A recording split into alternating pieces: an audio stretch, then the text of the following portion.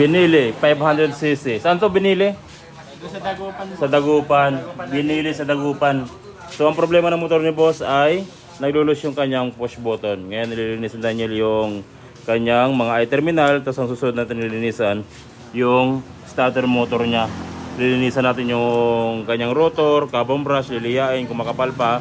At yung kanyang mga magnet lilinisan kasi may mga debris dyan. Ilang taon na rin kasi itong motor ni boss.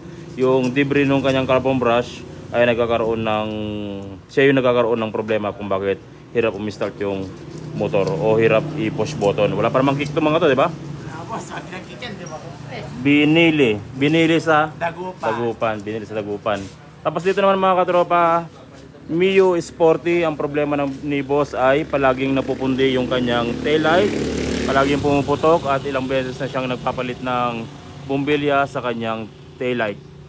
Ngayon, ang problema nung motor niya, kaya pumuputok at napupundi palagi yung taillight niya kasi nag-yellow cut sila dito.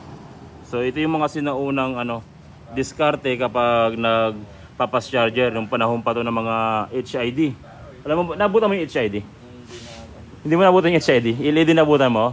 Nung panahon ng HID, ito yung diskarte namin, yellow cut. Pero sa ngayon kasi, LED na, tsaka lumabas na yung mga pang full wave natin, pang charger, kaya mas mainam kung ipo-full wave nyo na lang yung motor. Mas control nyo yung voltahe, hindi overcharge, at hindi pumuputok yung mga bombilya. Kaysa mag-yellow cut kayo. Kasi yung yellow cut ay diskarte pa to nung una, nung wala pang full wave, at nung panahon nung HID. HID. Wala nang HID ngayon, LED na. Pero para sa akin, mas okay pa yung HID.